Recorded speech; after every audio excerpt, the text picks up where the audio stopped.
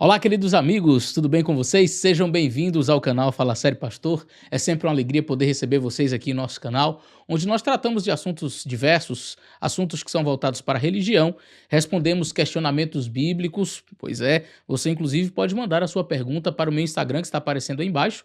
Mande a sua pergunta com o celular assim na horizontal e eu vou ter o privilégio de responder você aqui no nosso canal. Hoje nós temos uma pergunta interessante que vem lá do Roberto. Vamos ouvir essa pergunta e depois nós vamos entrar com a resposta. Fica com a gente até o final e já compartilha esse vídeo com seus amigos, também deixa o seu like, porque assim o YouTube entende que o vídeo tem relevância, enfim, e vai transmitir para mais pessoas.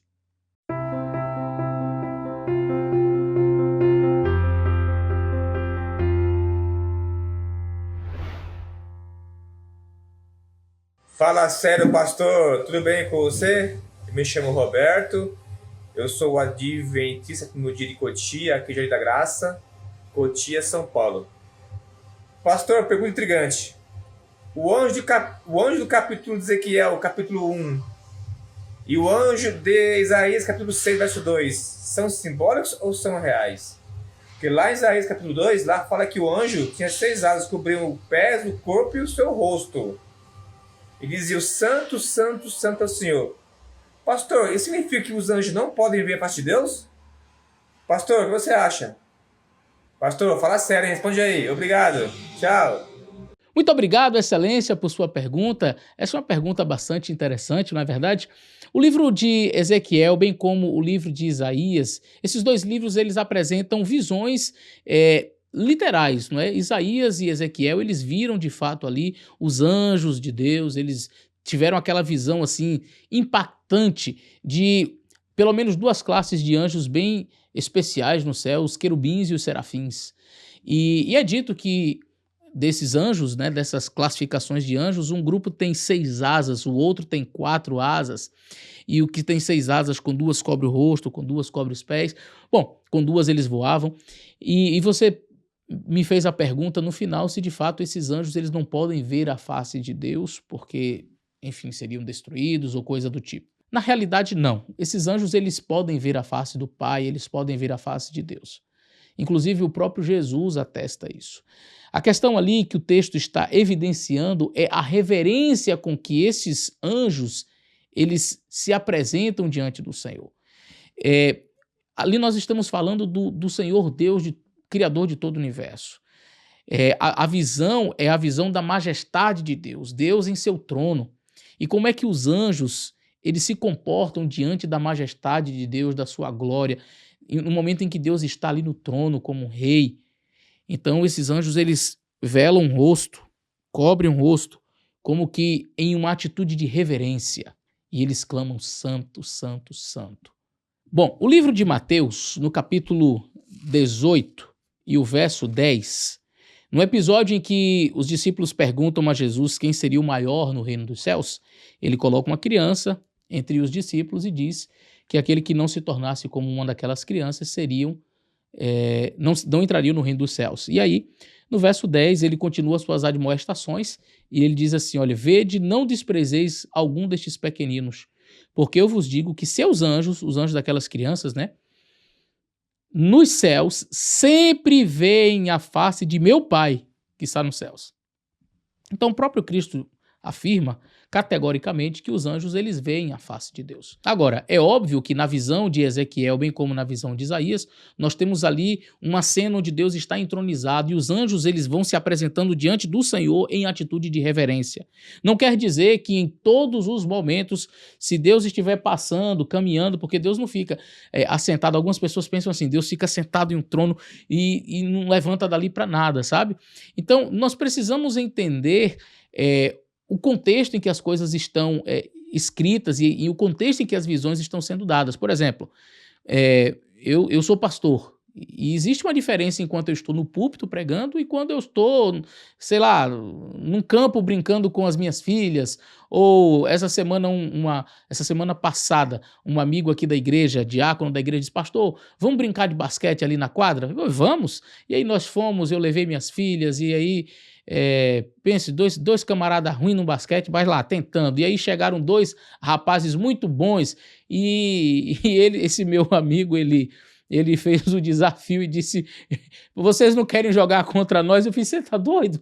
E ele disse, bora brincar, pastor. E, bom, foi uma lavada, mas ali eu estava como o Eleazar, brincando, né, numa situação descontraída, né, eu e o meu amigo que é diácono da igreja também. Quer dizer, quando ele está aqui na sua função, exercendo a sua autoridade como diácono, coordenando as coisas aqui na igreja, é uma forma, é de um jeito que nós tratamos. Quando eu estou no púlpito pregando, né, quando eu estou presidindo uma comissão de igreja, há um respeito, não é pela pessoa em si, mas pela posição que aquela pessoa está ocupando naquele momento. Percebe? Então, eu acredito que a visão de Ezequiel, bem como a visão de Isaías, em que Deus está entronizado, é um momento de solenidade, é um momento de culto, é um momento de reverência máxima, onde os anjos já se apresentam diante de Deus, velando os seus rostos, para não incorrer em uma atitude irreverente. Agora, é óbvio, Deus caminhando pelo céu, entre os anjos, sentado, quem sabe por ali, conversando com eles, os anjos veem a face de Deus. Nós precisamos tirar um pouquinho da mente a imagem de um Deus impessoal e de um Deus que se afasta de suas criaturas e de um Deus inacessível. É claro que com o pecado houve uma ruptura gigantesca entre nós e Deus. Mas quando isso for desfeito e quando nós estivermos diante do Senhor novamente, será tão perfeito e poderemos olhar na face de Deus, poderemos sentar no colo, poderemos conversar com Ele, poderemos abraçar, sorrir juntos, caminhar com Ele, sabe? Então serão experiências assim incríveis quando estivermos lá no céu. E é essa imagem que nós precisamos ter do nosso Deus, um amigo, alguém que eu vou poder abraçar, alguém que não é uma pessoa que vai estar sentado no trono, nem olha para lá, não olha não, que ele, sabe?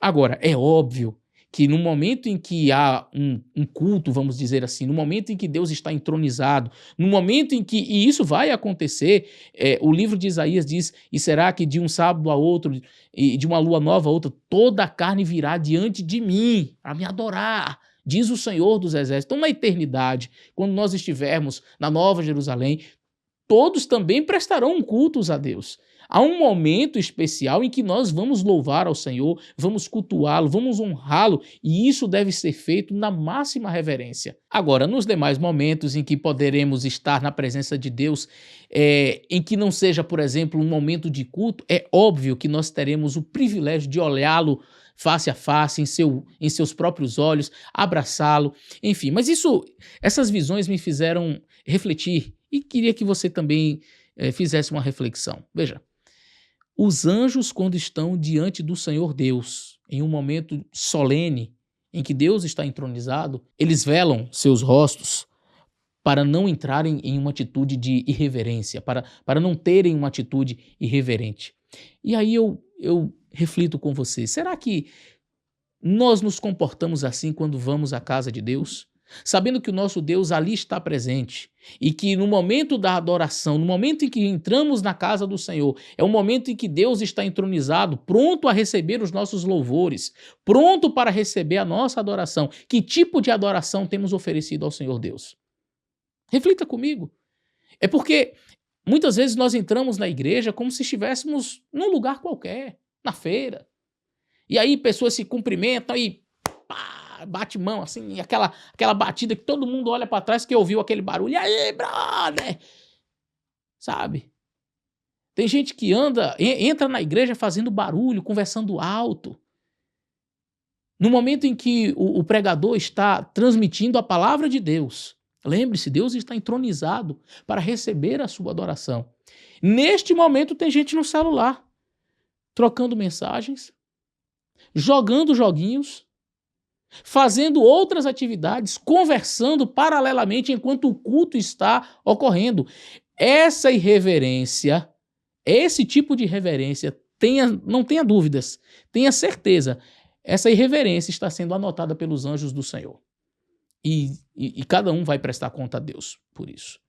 A casa do Senhor, o momento do culto é um momento em que Deus está entronizado. E é o momento em que nós vamos ali para oferecer a Ele a nossa reverência. Se os anjos dos céus velam seus rostos para não olharem a face de Deus, mostrando uma atitude total de reverência, quanto mais nós, mortais, pecadores, não deveríamos estar diante da face do Senhor. Mas entramos como se estivéssemos em qualquer lugar. Falamos como se estivéssemos em qualquer outro ambiente. Rimos, damos gargalhadas. O culto termina, ao invés de sairmos com as impressões da mensagem e irmos para os nossos lares e permanecermos na presença do Senhor, nos corredores da igreja já contamos piadas, já rimos, já tratamos de negócios. Preste atenção. Deus está em seu santo templo, diz o livro de Abacuque, cale-se diante dele toda a terra.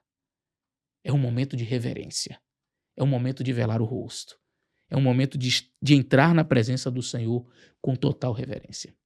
Então eu acho que da visão de Isaías e Ezequiel, que poderíamos extrair de melhor seria esse aspecto, o aspecto da reverência.